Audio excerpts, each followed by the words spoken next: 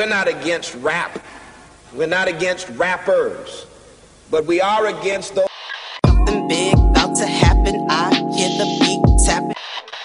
We some fly rhyming felines rapping on the track. Better yet, grab a gat, cause we hot like Enzo. Doors closed, windows up, cause that's the way we like to ride. Windy City hitting. Check mic 1 2 1 2.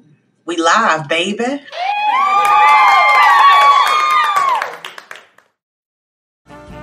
This episode is brought to you by Snapple. Welcome to the Snapple Market Auditory Experience. Close your eyes. Imagine you're walking into your neighborhood store. You make your way to the back and reach for your favorite Snapple flavor. You can't wait. You take a sip. Whoa, that's a lot of flavor. What flavor are you holding? Now open your eyes and check out Snapple.com to find ridiculously flavorful Snapple near you.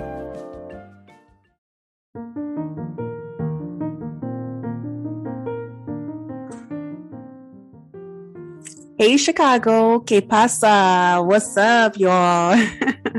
Thank you so much for tuning in to Speak Your Mind Radio. I'm your hostess with the mostest, Queen Star, a.k.a. Miss Hip Hop. So let's get into it today, okay? Golden State Warrior star player Stephen Curry and his cookbook author wife, Ayesha Curry, have seemed to have an open marriage or an open, relationship. Now, mum is the word on this one because neither one of them have come forward to deny or accept the rumors itself. They didn't say if it's true or not, but people are just speculating at this point. And I just want to touch on it a little bit, Okay. I just want to talk about non-traditional relationship status between the two and how it just got to this rumor in itself. So Stephen is 33 years old and Ayesha is 32, right? And together they have 3 kids, okay? 2 daughters and 1 son, and have been together for almost a decade, okay, of marriage. Now the couple first met back in North Carolina back in high school, and Ayesha, she seemed like she didn't like Stephen at first. I guess it was unrequited love on sight for both of them. I don't know. But the two met at a church youth group when they were just 15 and 16 years old. Although she didn't like him very much, she kept flirting with him, finding ways to find him after church and barely speaking 2 words and then walking away. She kept him hooked and he liked it. Long story short, Ayesha moved away to LA to pursue acting, and Stephen went on to make a name for himself in the NBA as well. And the two later reconnected through Facebook and they started dating each other. Stephen Curry put a ring on it in 2010. Excuse me, making Ayesha his official lady to carry on his legacy. He proposed to her in the spot where they first shared their kiss in the driveway of his parents' house. Sweet story, right? So how did the two end up in an open relationship after almost a decade of being married, you asked? Well, again, this is all rumored, but it could be from that infamous comment that Ayesha Curry made on a Red Table talk show back in 2019 with Jada Pinkett, where she wished she got attention from men other than her husband. I'm not sure if that's it or not, but it sure did resurface fast with thoughts of the Currys prioritizing their new marriage vows. She said in a recent interview that Ayesha said in a recent interview that her marriage was built on the foundation of God and that she was his light. I believe that because the Currys have done nothing but support one another from the start. Back in 2016, when Stephen was receiving the NBA MVP award, he gave homage to his wife for always being there by his side through it all and said that none of this would be possible without Ayesha. And Ayesha Curry recently just opened up her boutique named Sweet July.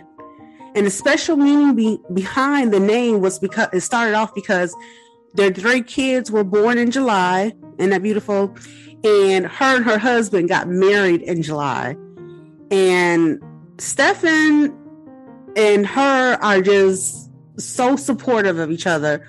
They always seem to have each other's back. They hold a special candle in each other's heart for one another. And I think that is so like deep and prophetic, you know? So I'm not one to gossip, but this was just too juicy to pass up because so many people think that marriage is this big fairy tale when it really is hard to raise a family, to be a parent, to work, and not to forget to pursue your own dreams. So whatever it is that you like to do and however it is that you all handle your relationship, keep doing you. Keep your individualities in your relationships, but also be there for one another. And I think that, you know, a lot of people had a problem with their marriage possibly being open because if you look on their Instagram, on their social media, they have painted this picture of just like the perfect family. You know what I'm saying? Like she said, the relationship was built on foundation of God. However, I mean, with everything going on, and I'm not trying to compare their marriage to other people's marriage, but like Kim and Kanye was, they dating outside their marriage. Heck, Jada Pinkett and Will Smith, they have complications too. So like, you don't know what goes on behind closed doors in other people's private specters, and especially in their relationships. People are only going to show you what they want to show you. Remember that. Social media rule number 1. I'm only going to give you what I want you to see. So again, we don't know what's going on behind closed doors with the Currys, but let's get some good vibes out there anyway, because you just never know what the end result could be. And right now they look like a cool, calm, and collective family base. So, you know, it is what it is. I'm going to get out of here. Thank you guys so much for tuning in to Speak Your Mind Radio. I love y'all and happy New Year again. Happy 2022. Make it sweet and simple, baby. Love you. Peace.